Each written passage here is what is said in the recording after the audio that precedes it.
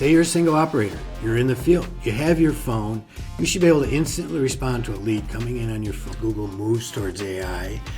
We are seeing the website become even more of a data feed to Google than it was. Do you think it's possible to build an audience and own your audience in these niches?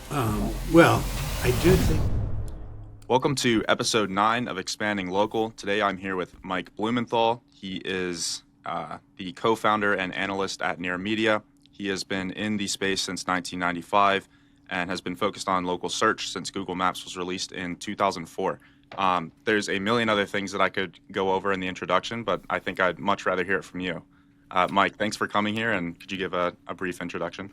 Sure. So my family I was in a retail family business that had been open for 60 years. So my real entree into the internet, which started in 1995, didn't start until we got our retail asses kicked by all the big players, by the changing dynamics of mail order, by the changing dynamics of internet. And we were very successful until we weren't. So I started off my career in the internet with a huge failure, just so people know.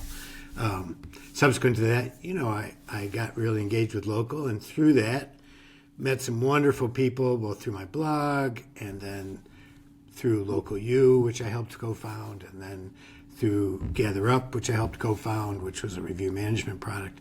And basically my life has revolved around local search marketing, business management, business opportunities, marketing, since I closed my family business in 2001. And I'll tell you that as hard as it was, I was curled in a ball on my bed for a week, couldn't get out of bed to time. It was the biggest silver lining I ever could have imagined, because I get to meet people like you and many others, and it's a wondrous world. So, Perfect. And you've been in this space for a very long time. What have you seen? Yeah, it's a problem when you live a long time. You end up being places a long time. Well, I just love that you've been focused on local SEO for a very long time. There's not a lot of people that you can really talk to that have the wealth of knowledge that you might have, not might have, but do have. How have things changed? Might have, because I've probably forgotten it. No, I think you're pretty good, Mike. What's changed? I know, there's these little constant changes, and you have to kind of switch up tactics, but I feel like the principles of marketing and local search have always really been the same, and the algorithm is always just focused on retention and driving value to the consumers of whether it's a home service business or product. But what have you seen change overall throughout your time in local SEO? So the big changes, when I first got actively into the space of local, it was a much more competitive environment where it was possible that there were multiple players in the space, Yahoo and Yelp and other companies, many other companies, Insider Pages, Yellow Pages, all these guys.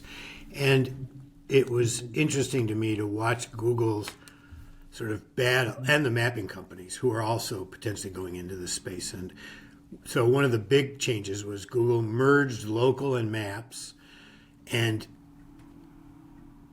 with a good boy smile on their face, went after all the local companies on one side and all the map companies on the other, until essentially they had annihilated them. So that was the first big change, was a move from a open competitive space in, say, 2005 to a much more constrained space by 2010, where Google was the primary monopolist here and around the world with a 95% share in local.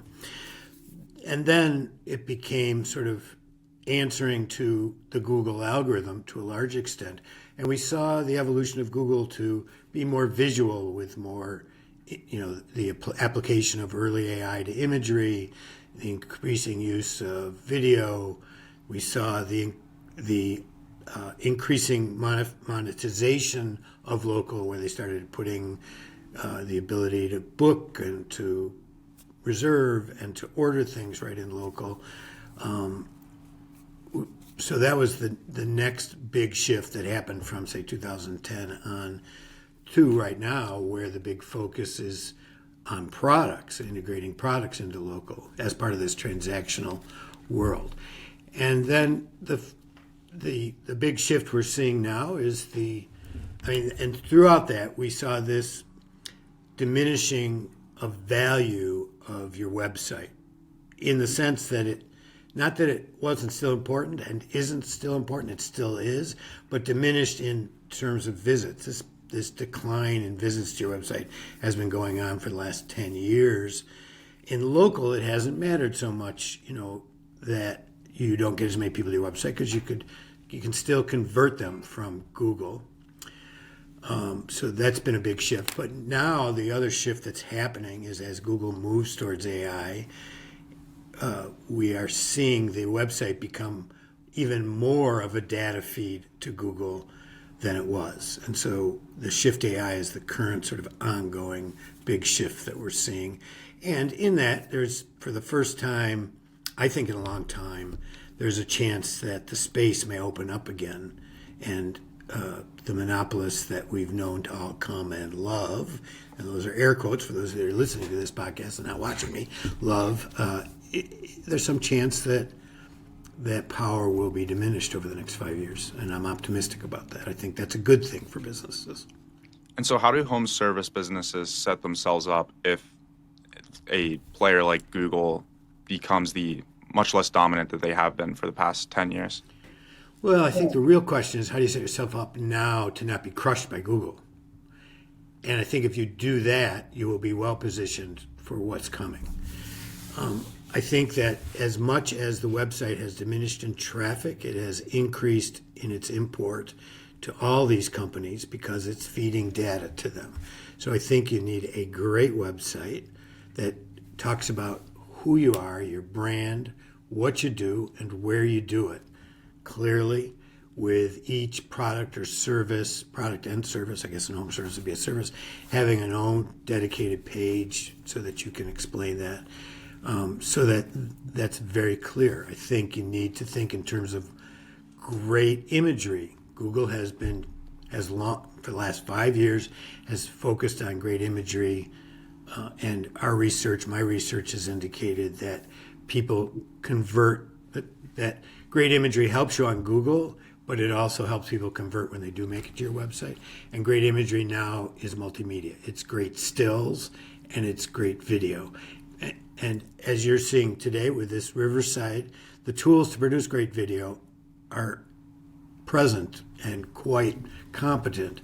And so you as an agency, for example, could interview a business person like me for, say, an hour and produce a year's worth of video content for their website in 2-minute segments that could then be uploaded, or 30-second segments, whatever, or minute segments that could be uploaded around the internet as shorts or as Google business profiles and on your website to help people convert. So I think having a great website is going to help you currently with Google, but having great photos, great videos, I think is helpful. I think that that schema, while not incredibly valuable to a single location business, is incredibly valuable to multi-location businesses, something you want to think about in terms of the technical side of your site. And then I think you always had to own as much of your own equity on the internet as you can, and develop your own direct relationship with your customers so that you're not continually renting them from Google, Facebook, Twitter, wherever, Blue Sky, whatever in the future is going to come. You don't ever want to be in the position where you have to rent customers to keep your doors open. You want to develop a direct relationship with them, whether that's email and text, snail mail, doesn't matter, but you need to be able to stay in touch with them, because those are both your best referral base and your future customer base. And that, if you do all that well, you will be well positioned for the future of AI, because the AI needs your website data, it needs your images, it needs your structured data, and you will do well. And then finally, to do well in the future, but is to have really good analytics now, call tracking, web analytics, email tracking, so that you can see what is working and what isn't, in terms of keeping your business vibrant, and that will become equally important. I mean, most people don't bother to look at their metrics from Apple Maps. Now, most home services businesses aren't eligible for Apple Maps because it's location-based, but they do have a new feature where you can build your brand within the Apple Business section, the Business Connect. You can build your brand there, which will then influence the quality of your emails on Apple devices. You'll be able to see your logo. You can do Apple Pay more easily. It looks more legitimate. So and Apple right now, at least in, Apple has 55% of the U.S. market from a mobile phone point of view and a reasonable size of the desktop market. So I think one of the big potential players going forward is going to be Apple, both in the world of AI and not. And you need to be sure that they can see everything you've done up to this point and then measure whether or not they're impacting you.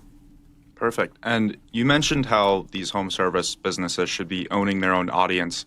How does that differentiate between a company like an HVAC company or a plumbing company where, you go through the house and do an inspection maybe once a quarter, as opposed to a restoration company where it's like you have an emergency, like a toilet overflows, and then you call, you look, water damage cleanup near me, and then a restoration company pops up.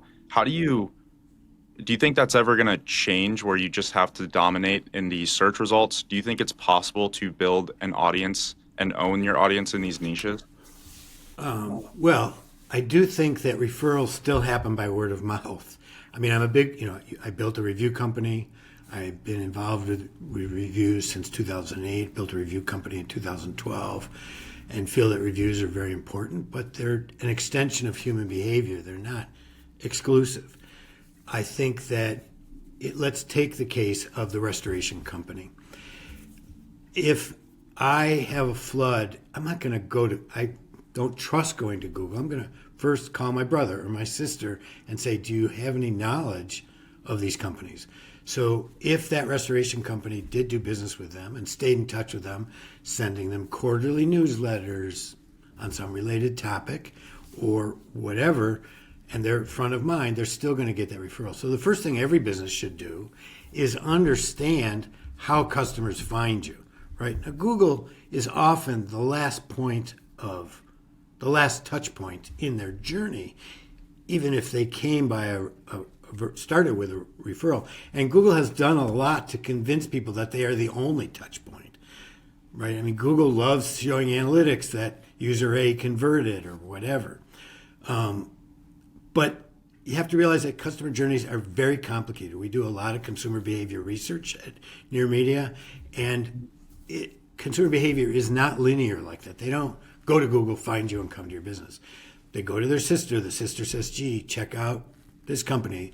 They go, maybe they go on Facebook. They say, in the Facebook group, who should I look at? Then they start doing research. Then they find 3 or 4 companies that might qualify. Then they narrow it down to 1 or 2. They contact them, and whichever gets back in touch with them fastest with the most reasonable answers wins the business, right? So the other thing is starting by understanding what your customer journey really is, and then making sure that you're satisfying it at every position, and that your business processes are such that your lead follow-up is minutes, not days. I mean, I've worked with so many construction people that think that that the world revolves around them, not around the customer. And it's really problematic, right? And I think that small guys particularly should be able to leverage technology. Say you're a single operator, you're in the field, you have your phone, you should be able to instantly respond to a lead coming in on your phone with an honest, straightforward response so they know you care. So not only did you do well on your website, and as a result, you're doing well on Google and whatever other places, and you have customers referring people to you. But when that lead comes in, damn, if you're not answering it like that, you're going to lose the other guy who did answer it like that.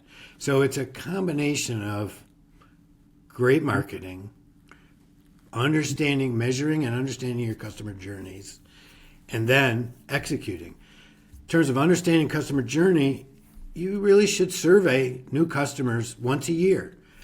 How did you, how did you get to me? What was the last step? What was the first step? So that you understand that. And then you have some basis in reality for your next year's plan. Okay, they looked at the video here, they went to Facebook there, they asked their friend here. So you know what percentage of people are coming which way and which of these channels is having the most value. Perfect. Because And the problem with analytics is it's all after the fact, right? You see what happened after they got to Google, and you think, oh, that must be the beginning. But it isn't the beginning. The beginning is much bigger and longer and messier. You had a chance to fix it or not fix it along the way. And so you need to understand the journey, which is what we're doing in your media. We put together panels of 200 people. We give them a problem. We say, gee, you're flooded. Go to Google and solve this problem. We can then see what even at Google it's messy, right? We don't even know how they got to Google in the real world, but even at Google it's messy. We've seen people go, like in some verticals, go 20 deep in the local finder.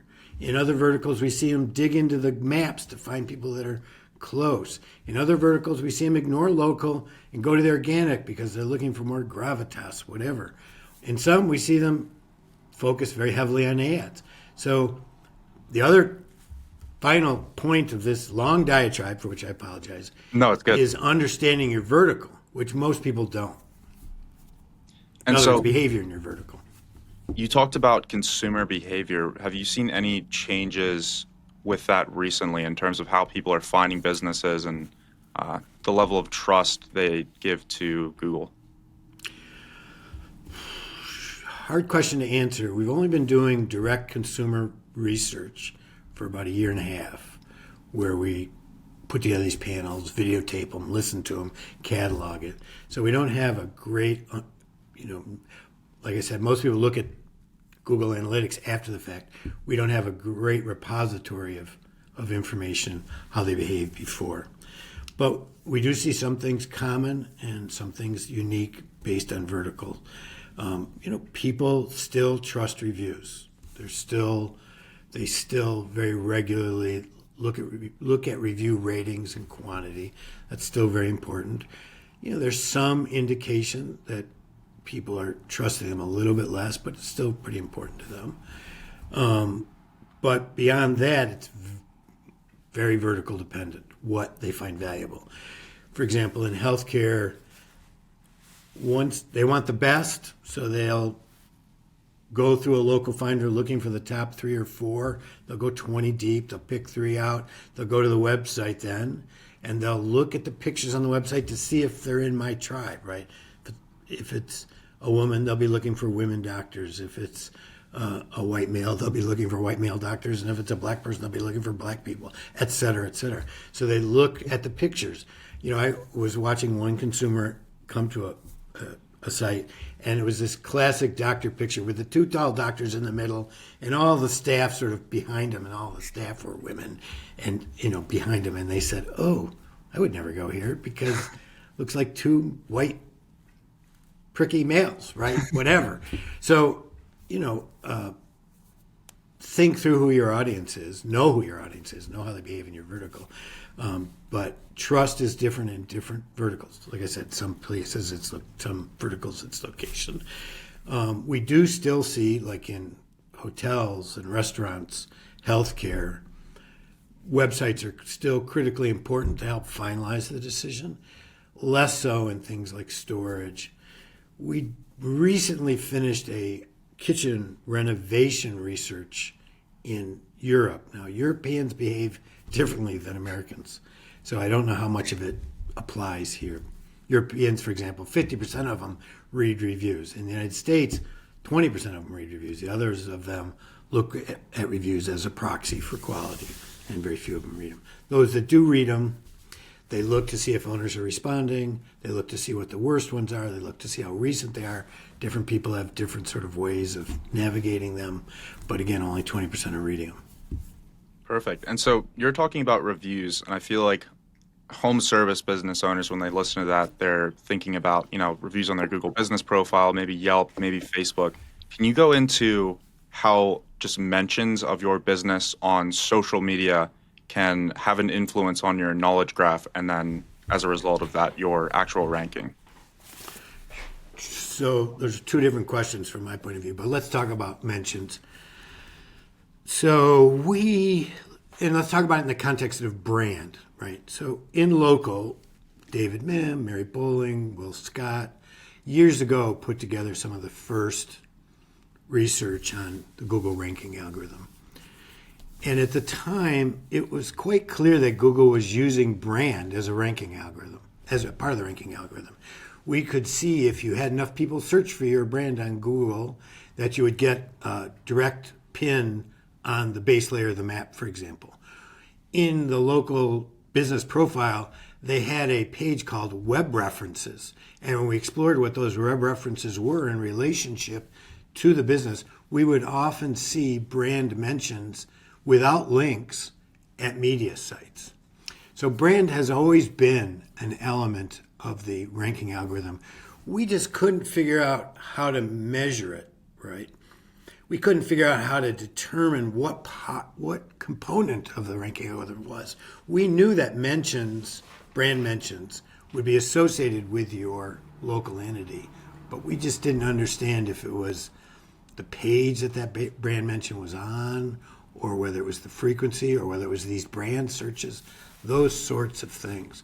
Now that entity search has moved well beyond local into people and movies, books, theme parks, museums, all of these areas are now knowledge graph based entity searches. More research is coming out that shows that not only are these brand mentions valuable in and of themselves, but that they, at brand searches as a percentage of your overall search, can give Google, and this information came out in the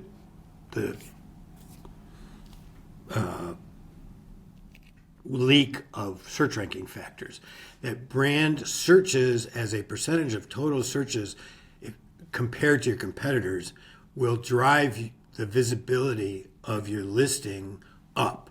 So if you're getting 20%, 50% more brand searches than the other people in your area, then you're going to be showing for all the other searches that much more. How does that work with franchises and individual locations? We don't know. This is not, it's a black box. We have very little information. I know that Google handles multi-locations differently than single locations. We just recently did a podcast with Brad Weatherall, who used to be the director of support at Google, and he was talking about how Google builds these trust scores. There's something similar to it, brand, some sort of way of understanding a brand as an entity. Regardless, it should, in the end, it doesn't matter. You want people searching for your brand. You want people to understand that they need to look for you. So the way to do that could be news media, where you get the mention on the page and then people go look you up. It could be a great big billboard. It could be other mediums that drive brand searches. It could be, others. We don't know fully the best behaviors to drive Google's understanding of your business as being more important as a brand than the business you're competing with. But we know it's important, and it has become obvious to everybody else. It was important to us. It was obvious to us in local since 2008. We just couldn't articulate the specifics of it. Now it's become clear. It's not just mentions, but searches on your brand that drive this behavior. And so, if you're a brand new business in 2025, you have no online presence, and you're just now building everything out. Obviously, you're going into a very competitive and, for the most part, developed landscape as opposed to what it may have been many years ago. How would you recommend they get the first phone call? If you've already optimized your Google business profile, already have to me, optimizing my Google business profile is the last thing I would do. The first thing I would do is build a great website.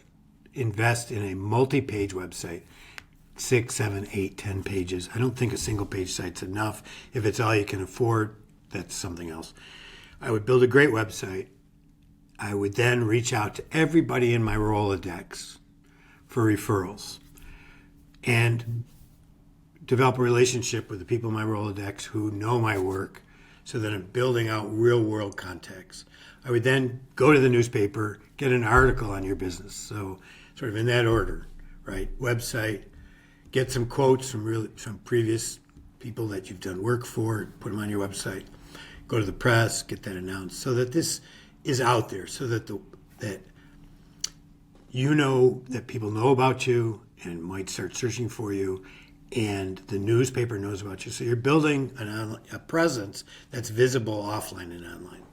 Once that's done, then I would do a limited, quote unquote, citation campaign.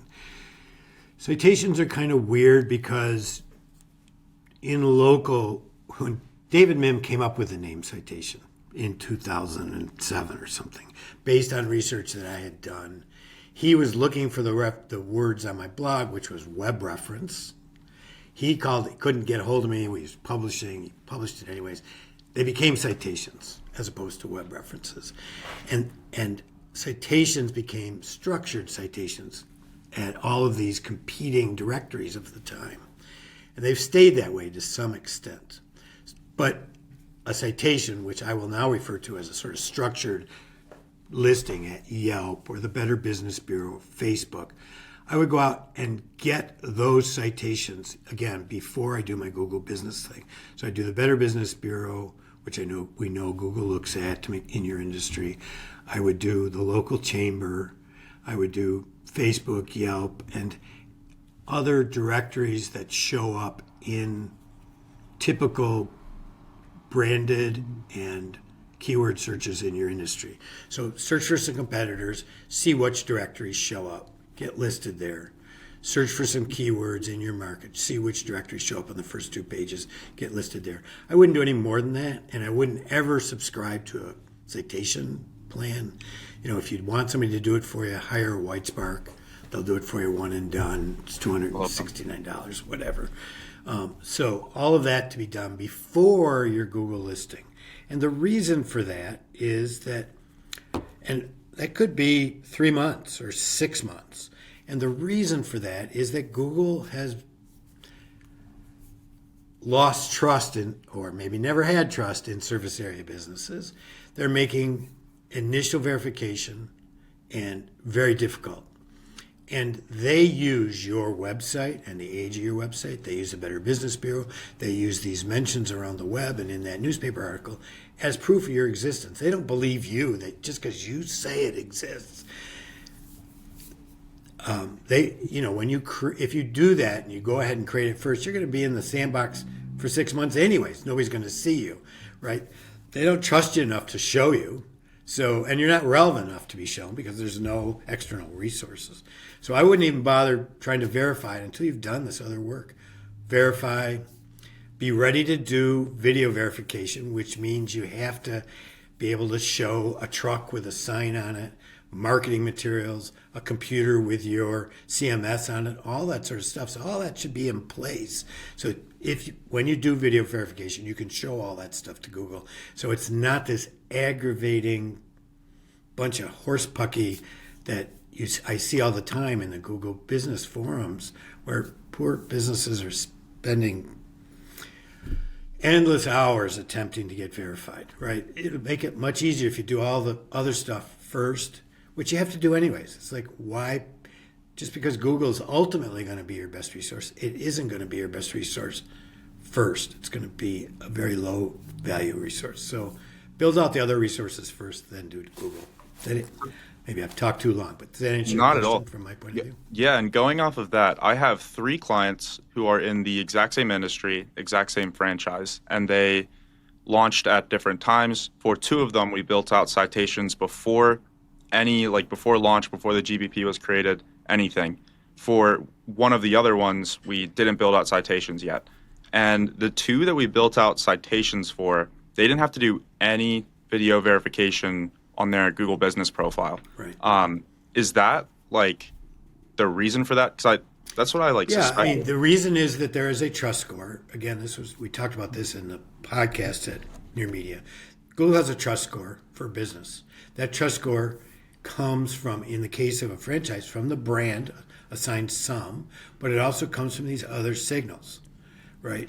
And it also comes from Google Analytics and Search Console having your email that you're claiming your Google business profile in an email on those places associated with your website. So Google, it likes to get this trust information every place it can. It gets it from the brand. It gets it from your website. It gets it from your previous relationship with Google through Webmaster Tools and Analytics, from knowing that you're a Better Business Bureau. All these things provide trust, make that verification process much easier. So in your case, they trusted them so much, they didn't have to do video verification. A real win for you. Good work. Yeah, I was happy about that. Yeah, well, you should be. So after you get citations built, after you optimize your website, have some good pages on there, and then reach out to some newspapers, get some local mentions, local links, things like that. What is the next step for a brand new business? Well, I would think in terms of lead management and response, right? I would think, I am a funder and advisor to a company called Leadferno, which does website-based SMS interactions to allow you, and brings that. So you install this on your website and potentially at whatever, wherever else you need it, and then it captures the information, allows you to communicate back to that potential client in real time on your phone. So if you're in the field, and brings that client data into a lightweight customer management platform. So I think and then from that customer management platform, you can do all the other stuff, right? Integrate with the mail program, integrate with a more sophisticated customer management system.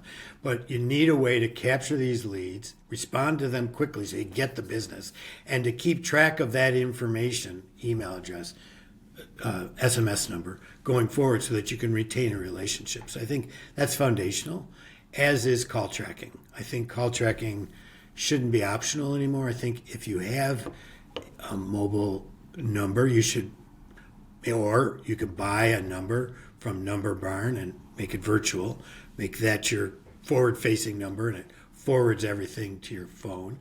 But it should be through some sort of call tracking system like CallRail or some other one.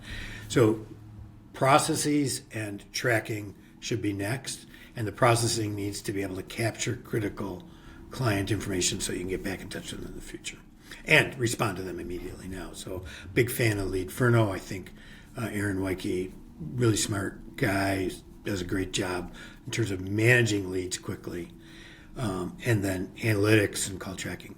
Then you're ready, you may have to go out and do the work before this because you need to put food on the table, but then you're ready to sort of start marketing your business through both offline and online channels so that you can handle the success and make it successful.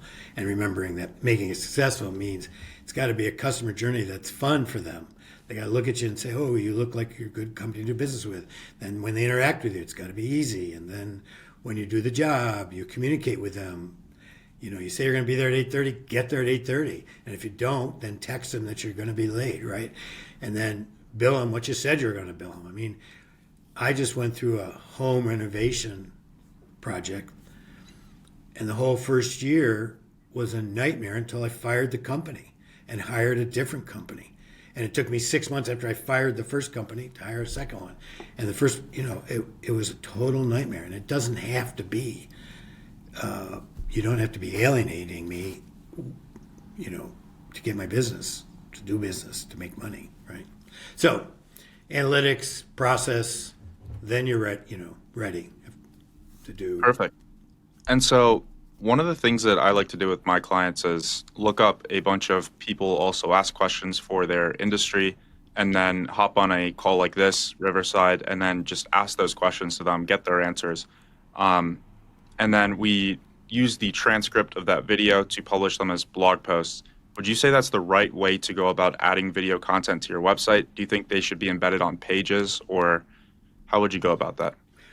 So I think from a technology point of view, it's a great tool. I think Riverside's a great tool because it does such good quality that I'm using my iPhone as my camera, and the quality is super. And I inexpensive mic. It was $100, super quality. AirPods so that I don't get echo. I think the methodology is wonderful. I think I would, and I hope I assume you're doing video and content, take video and content. And then that video can then be repurposed in a million places. But I think these days, blogging isn't as important as, once you have enough content, you have enough content, right? In other words, once you described who you are, where you do it, what you do, and ultimately how you do it, things like pricing and specifics around jobs, where all of these videos are useful, like how do you do it? Here's the process. At that point, then, I am not as big a fan of blogging as I used to be as a base marketing tool. I would look more to perhaps third parties for publishing this content. Now, whether that's social, where you take a snippet of the video and put it on Instagram or TikTok if it's around, Facebook, if you can build audience in those places, but doing them into a vacuum is not very much fun. Or you may want to consider taking this content and rewriting it in a way, let's say it's how-to content, how to fix the plunger in your toilet. I mean, I could watch a video all day long. I am still going to call a frickin' plumber, right? And that kind of content, you need to perhaps maybe get a radio show set up on the local radio station, have articles in the newspaper, as well as just the pure digital play. I think that getting the word out in your local market is critically important. And I think that these brand mentions we talked about before, it's a way to get those. You go to the newspapers, see if these interviews could be turned into that kind of content that they're looking for, and get it, do it that way. So I think you don't want to limit yourself to pure digital anymore, pure social anymore. I think if you do a local newspaper, you're going to be online and offline. If you do have a radio interview and you can get the transcripts, which we now can get quite easily, you can be on the radio. You then have that content elsewhere, driving traffic to your site, driving brand searches, driving links, all that sort of stuff. So I would go light on the blogging and heavy on the external exposure these days. And I'm sure this really depends by industry and the type of content you want posted. What is a realistic budget for a home service business to begin getting external mentions from these different paid media platforms? I mean, the reality is they can do it for free if they've got the time and the inclination. If they're using an agency, then the agency can't do it for free. Whether it's build a website, do all the citations, get the CMS and all that sort of stuff going. The problem is many of these people are do-it-yourself types, and they don't know when to outsource and when to do it themselves. The reality is it needs to be professional at every level, and the reality is they can't be professional at every level. That being said, some of this stuff can be done for free. I mean, you can go to the local, depending on the town, the local newspaper, the local online sort of mommy blog, whatever, and strike up a conversation and see if you can get it. If you're an agency doing it for them, you're probably, I have trouble with all of this stuff understanding how you can do it for less than a couple grand a month. I don't know, maybe you can, but it's expensive. And if you're at a point where you can't afford a couple grand and up a month because you don't have the volume, then you're going to have to piece this together on your own, but don't cut corners. Don't think you can win at Google if you haven't done all the other stuff.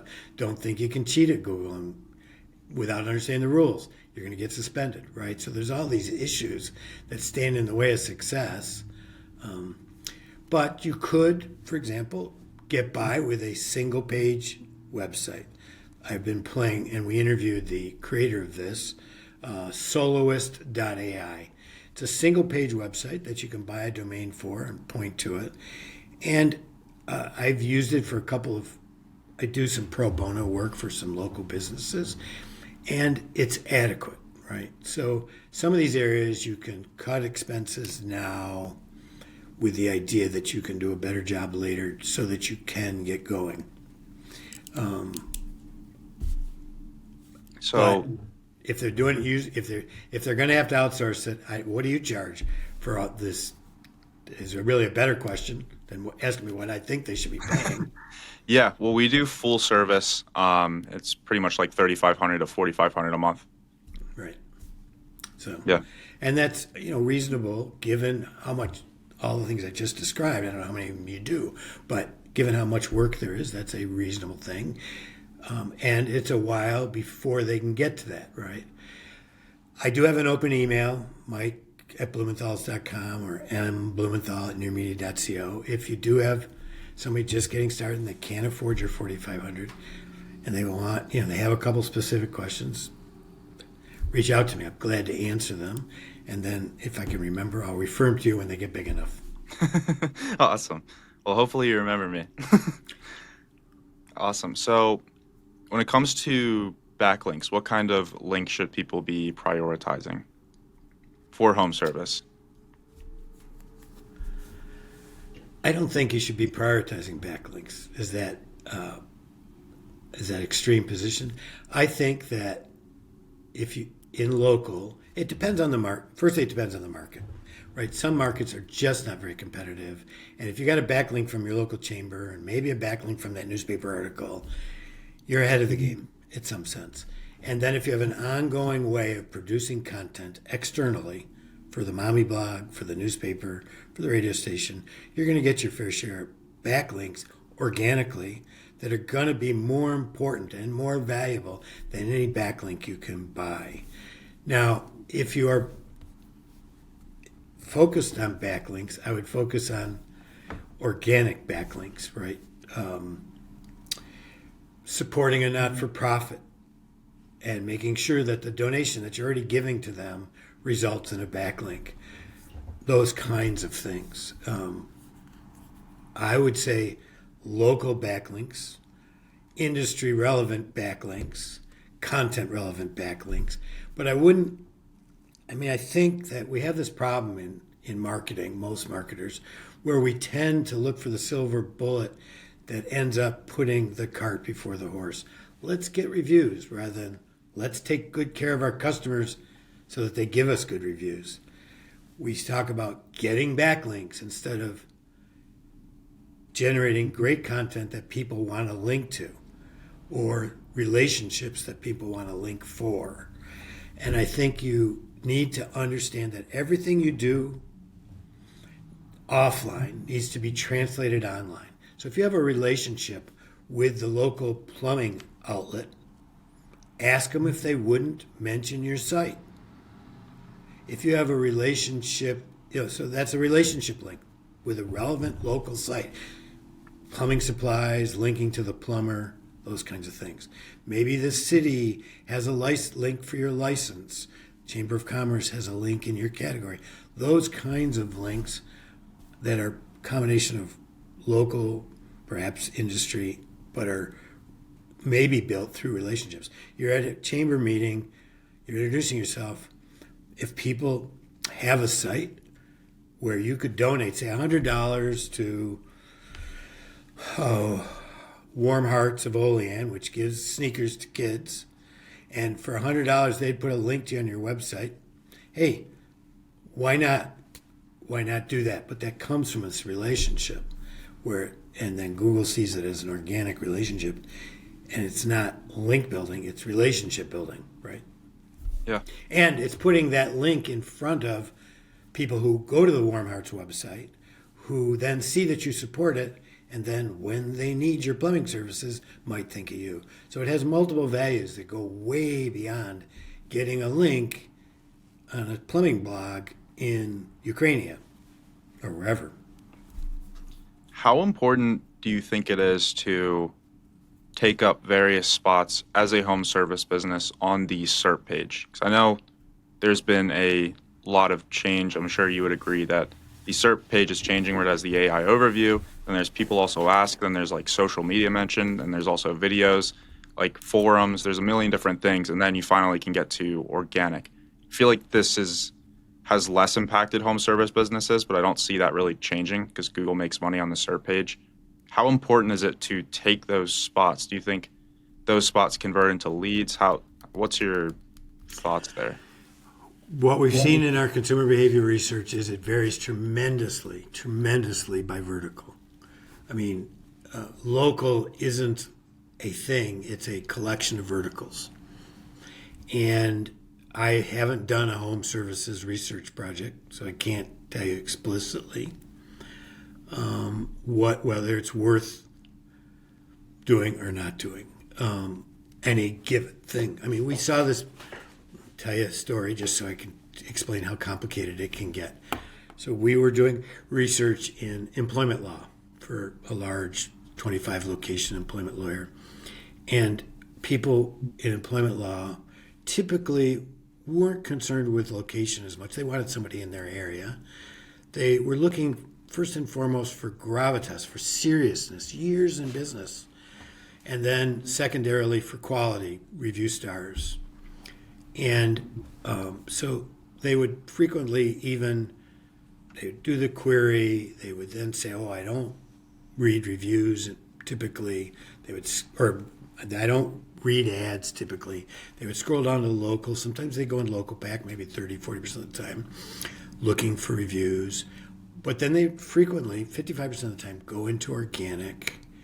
And particularly if somebody had stars, maybe they were done with product reviews rather than legitimate local reviews, they would use that as a metric. They'd then go out to the website, look to see if the site, and they might go out to 2 or 3, right? So it didn't much matter in that situation. Regular ads weren't working.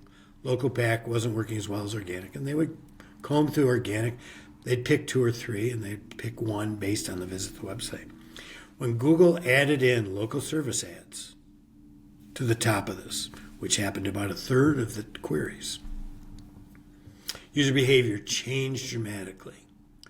People who had previously said they don't read reviews would go back up. They would see the Google guarantee or Google, oops, sorry about that. They would see the Google guarantee. They would see the years in business. They would see the picture. They would see the reviews, all things that were important. They would change their behavior, go back and pick the LSA ad roughly a third of the time. So it went from 55, 45, 10, in other words, organic 55, local 45, pack, local pack 45, 10% ads, to a third, a third, a third. So user behavior changes based on what Google is presenting.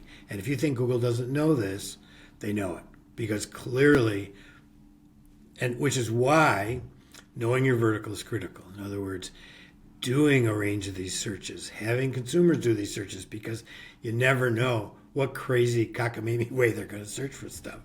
Having them do these searches and seeing what Google delivers, understanding this full range, and then seeing how consumers respond to them, only then can I answer your question. And I would be glad to do some research for your company, probably make you the best home service provider agency ever. But Wow, I would love that. I don't know if I can afford it though. well, when you can, come see me. For LSA in particular, because I talked about SERP and I didn't even mention LSA.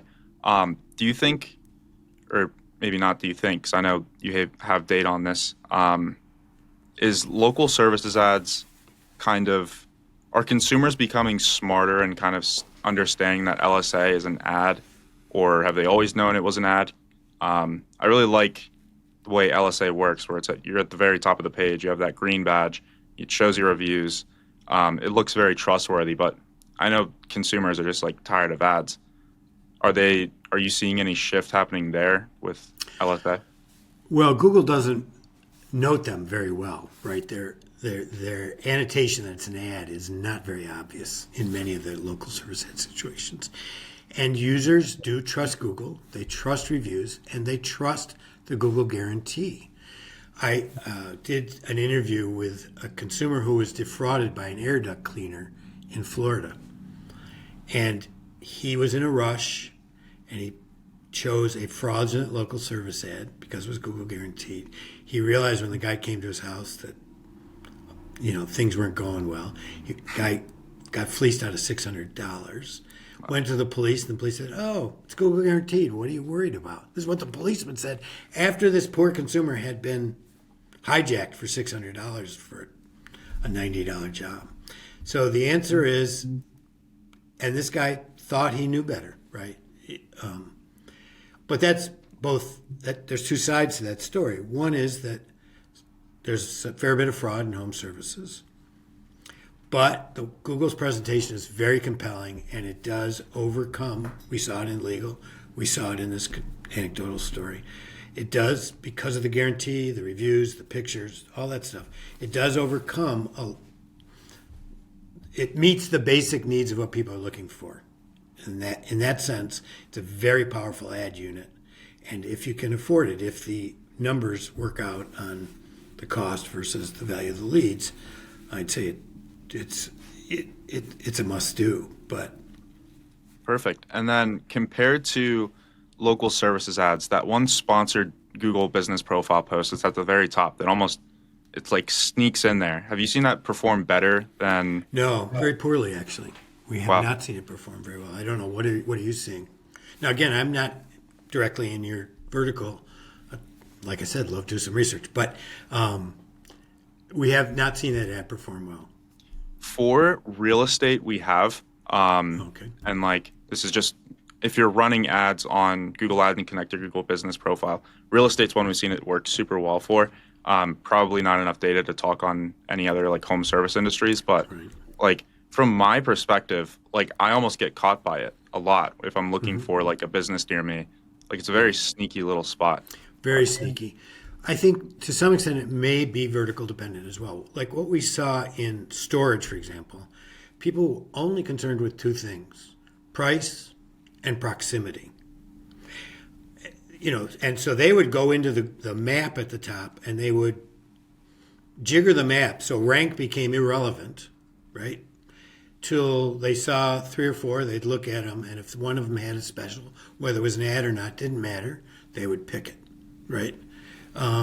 So to some extent, again, it's vertical specific, both what people trust and are willing to trust, willing to use. If it's a doctor or even a lawyer, I doubt that ads are going to be that compelling.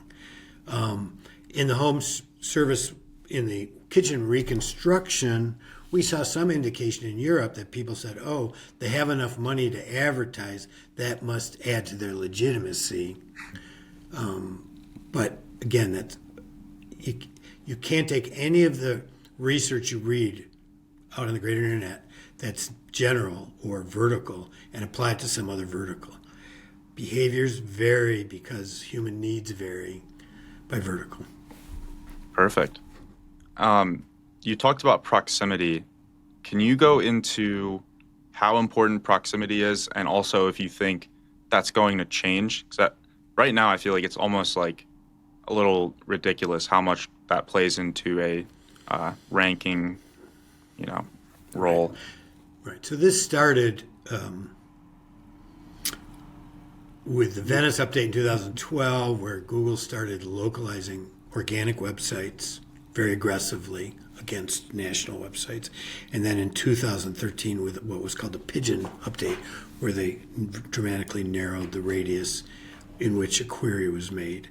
And then as cell phone use and location information became more valuable, Google further centralized it around the assumed location of the phone, so you could see different results literally block to block as you're walking through a city.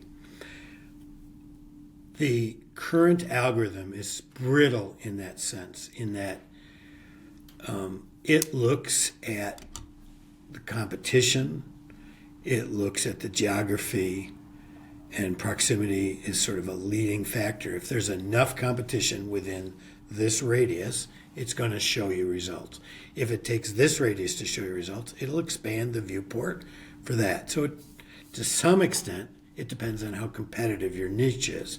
So if you're a plumber and there's 57 plumbers around you, it's going to be a much tighter circle. And if there's one 20 miles away, it's going to be a bigger circle. So again, that's very market specific, but it is one of the, along with relevance driven by business name, those are two of the key ranking factors in this algorithm at this moment. Do I think it's going to change? And I do, because AI has the potential to break through the rigidity and brittleness of that algorithm.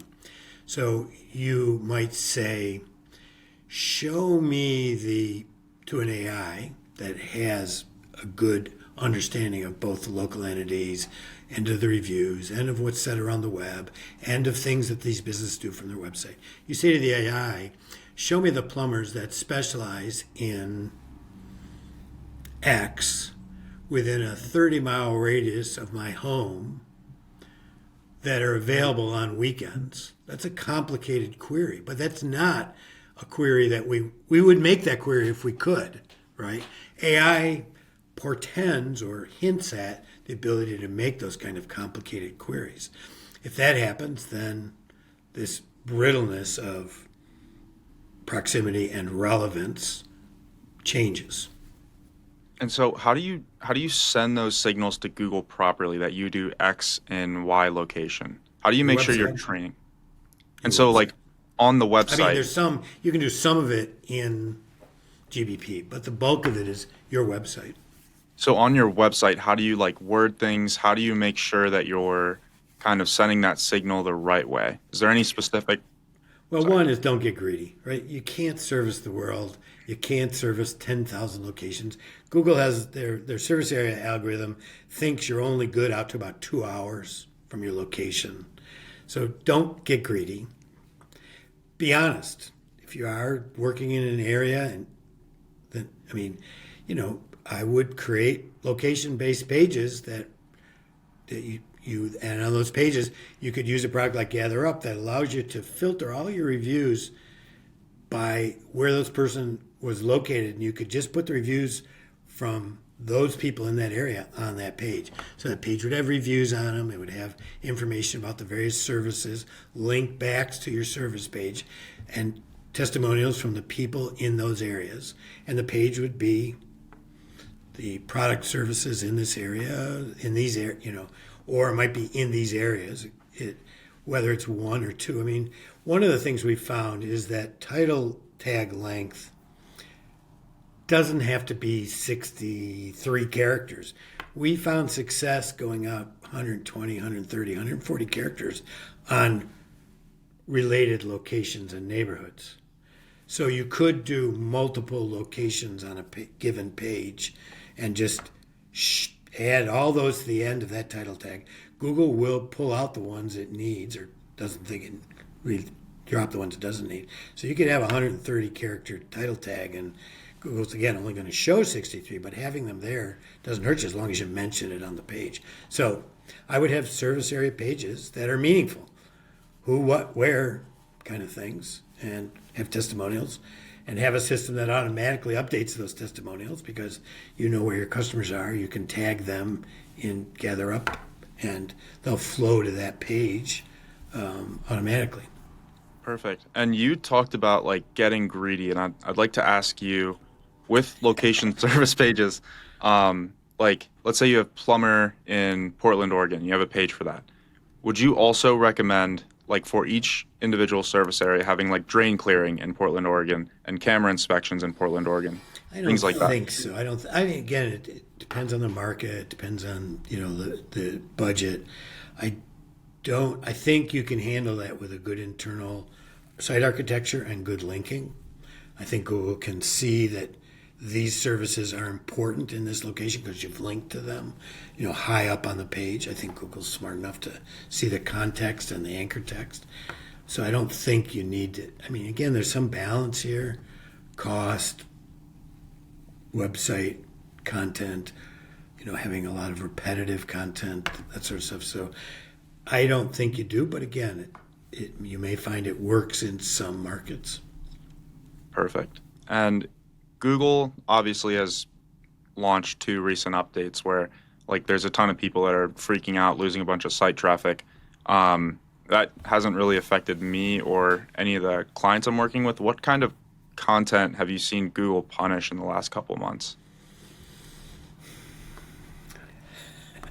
I've only been paying tangential attention to that, so I'm really not qualified to talk about it. But it's largely these large, like unrelated content on sites. So Forbes adds, 20,000 pages about some unrelated topic. That's the kind of stuff you're seeing getting nailed, or a whole bunch of crappy AI content. But the problem with Google's algorithm now, and in the past, but now more so, it's AI driven.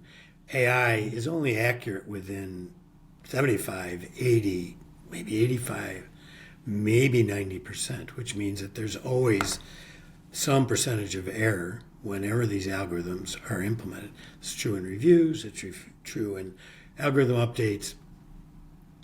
So some amount of good sites are always impacted. To the flip side of this coin of Google nailing 85% of the bad sites, it got 15% of the good sites. So you'll hear a lot of complaints, and this is true with reviews as well. When they filter reviews, say when a review's left, some percentage of those reviews are going to get filtered unfairly because AI isn't fair. It's got a built-in inability to get better than about 10%. 90% accuracy, so 10% of mistakes. And if there are mistakes against you, it's painful. Perfect. And we talked about a bunch of different things. Is there anything else you wanted to touch on? I mean, as you pointed out, marketing is marketing. Suck less. Do a great job. Do it when you say you're going to do it.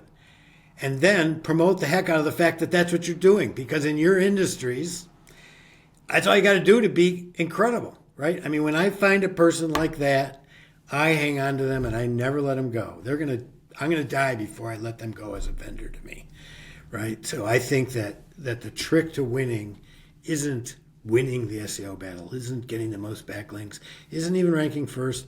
The trick to winning is being really good at what you do, but what you do has to be expanded to understand that it's from the point that person sees you someplace. You have to be really good all the way through the lead, the call, the estimate, the completion of the job, not tracking your mud through the laundry room so my wife doesn't get mad at you, all the way back out the door, sending me the bill that was what you said you were going to send me, following up with me to make sure I'm happy. That's what you got to do. It's a bigger stack. And if you do that, you suck less and you do more. And then you tell people that you're doing more, or they tell people you're doing more, you'll win. I don't see it as anything different than it's ever been. Instead of taking on an ad in the local newspaper, you're taking on an ad on Google. But so what? You still got to do all the other stuff really well. And if you don't, God bless you, but you should be in another industry. I love that. Mike, thank you so much for taking the time to do this. I seriously appreciate it. Where can people find more about you? Where do you want to send people? Yeah. Sure. Well, I want to send people to you, actually. I don't need it. I write at nearmedia.co. We have a subscription product where we sell a newsletter that we release twice a week. And it also comes with a once-a-month meetup with other experts in local. We also have a free subscription to our interviews and some content, and we also have free content on the website. That's at nearmedia.co. M. Blumenthal on Blue Sky would be my preference. I'm trying to minimize my presence on Twitter and LinkedIn just because I don't like either of them. So I'm on Blue Sky if you want to follow me socially. mblumenthal@nearmedia.co. I have an open email policy. Besides this analyst job where I'm doing consumer behavior research, on the side, I am helping with small businesses. I charge for this, for review takedowns, review recovery, and suspensions. So you can reach out to me if you're having problems with that. Or you can find me at the Google Business Profile forums. I am a diamond contributor there, and you'll find me there. So Awesome. wherever you look, you'll find me.